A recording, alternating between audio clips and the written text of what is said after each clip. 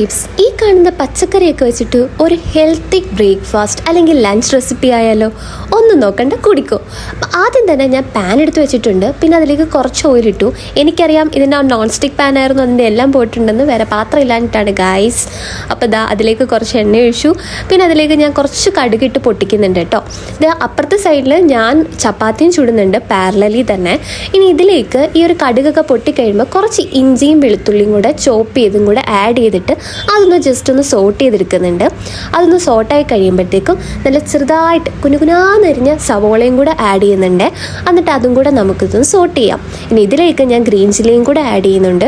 ഇപ്പോൾ ഫുൾ നമ്മുടെ കയ്യിലുള്ള വെജിറ്റബിൾസ് ഒക്കെ എടുക്കാം. എൻ്റെ കയ്യിലുണ്ടായിരുന്ന വെജിറ്റബിൾസ് വെച്ചിട്ടാണ് ഞാനിത് ഉണ്ടാക്കുന്നത് കേട്ടോ. പെട്ടെന്ന് തോന്നിയൊരു ഐഡിയ ആണ്. എന്നും ചപ്പാത്തിയും കറിയും കഴിച്ച് ബോറടിച്ചപ്പം എനിക്കിങ്ങനൊരു ഐഡിയ തോന്നി. ഇതാകുമ്പോൾ ഒറ്റയടിക്കെല്ലാം ചില്ലുകയും ചെയ്യും. അപ്പോൾ ആ സവോളയും പച്ചമുളകും ഒന്ന് സോട്ടായി വരുമ്പോഴത്തേക്കും ഞാൻ ക്യാരറ്റും പിന്നെ ക്യാബേജും ആണ് ആഡ് ചെയ്യുന്നത്. ഇത് നമ്മുടെ മറ്റേ വയലറ്റ് കളറിലെ ക്യാബേജാണ്. അപ്പോൾ അതും കൂടെ ആഡ് ചെയ്തിട്ടുണ്ട്. എന്നിട്ട് ഇത് നമുക്ക് നല്ലതുപോലെ ഒന്ന് സോട്ട് ചെയ്ത് അതൊന്ന് വാടി വഴണ്ട് കിട്ടണം. അപ്പോൾ അതുവരെ നമുക്കൊന്ന് സോട്ട് ചെയ്യാം.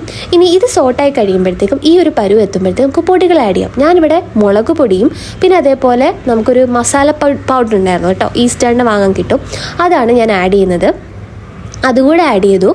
എന്നിട്ട് നമുക്ക് ജസ്റ്റ് ഇത് പിന്നെ ആ ഒരു പച്ചമണം മാറുന്നിടം വരെ, ഈ പൊടിയുടെ ഒരു പച്ചമണം മാറുന്നിടം വരെ ഒന്ന് സോട്ട് ചെയ്യുക. അത് കഴിയുമ്പോൾ ഒന്നുമില്ല, ജസ്റ്റ് നമുക്ക് കുറച്ച് വെള്ളം കൂടെ ആഡ് ചെയ്യണം.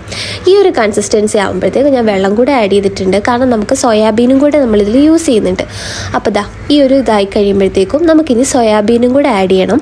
എന്നിട്ട് സോയാബീൻ അതിലൊന്ന് വേവാൻ വേണ്ടി, അപ്പം ഞാൻ ഈ സോയാബീൻ ആക്ച്വലി ചൂടുവെള്ളത്തിൽ ഇട്ടിട്ട് അത് പിഴിഞ്ഞെടുത്തതാണ് കേട്ടോ. എന്നിട്ട് അതൊന്ന് കട്ട് ചെയ്തെടുത്തിട്ടുണ്ടായിരുന്നു. ഇച്ചിരി വലിയ ബോൾസ് ആയിരുന്നു. അപ്പോൾ അതുകൊണ്ട് ഞാനൊന്ന് കട്ട് ചെയ്തെടുത്താണ്. ഈ ഒരു ഇതാകുമ്പോൾ ഞാൻ ചെറിയൊരു നുള്ളും ബട്ടറും കൂടെ ആഡ് ചെയ്ത് ഒന്ന് വറ്റിച്ചെടുത്തിട്ടുണ്ട്. ഇനി നമുക്കൊരു ചപ്പാത്തി എടുക്കാം. അതിലേക്ക് ഞാൻ ഗ്രേറ്റ് ചെയ്ത ക്യാരറ്റും പിന്നെ കുരുനാന്നിരിഞ്ഞ കുക്കുംബറും കൂടെ ആഡ് ചെയ്തിട്ടുണ്ട്. ഇനി ഇതിലേക്ക് നമുക്ക് നമ്മൾ ആ ഉണ്ടാക്കി വെച്ച മസാലയും കൂടെ ഒന്ന് ആഡ് ചെയ്യണം. അപ്പോൾ നമ്മൾ ആ മസാലയും കൂടെ ആഡ് ചെയ്തിട്ട് ഇതൊന്ന് റോൾ ചെയ്തെടുക്കുകയാണ്. ജസ്റ്റ് രണ്ട് സൈഡും ടോപ്പും താഴെയും കൂടെ നമ്മളൊന്ന് റോൾ ചെയ്തെടുത്തിട്ട് നമുക്കിത് ബ്രേക്ക്ഫാസ്റ്റ് ആയിട്ടോ എങ്ങനെയൊക്കെ വേണേലും കഴിക്കാം. ഇതാകുമ്പോൾ നമുക്ക് സിമ്പിളായിട്ട് കഴിക്കാൻ പറ്റും കേട്ടോ. അപ്പോൾ സെപ്പറേറ്റ് സമയമില്ലാത്തവർക്ക് വേണ്ടിയിട്ടുള്ളൊരു എളുപ്പ വഴിയാണ് ഞാൻ പറഞ്ഞു തന്നത്. ഒറ്റയടിക്ക് നമുക്കിത് കഴിക്കാൻ പറ്റുമല്ലോ. എന്തായാലും ഞാൻ കഴിച്ചു നോക്കി. എൻ്റെ പുതിയ പരീക്ഷണം എനിക്കിഷ്ടപ്പെട്ടു കേട്ടോ, കുഴപ്പമുണ്ടായിരുന്നില്ല. ചൂടോടെ കഴിക്കുമ്പോൾ ഒന്നും കൂടെ ടേസ്റ്റ് ഉണ്ട്. അപ്പോൾ എല്ലാവരും ട്രൈ ചെയ്തിട്ട് കമൻറ്റ് പറയണേ. അപ്പോൾ ബൈ.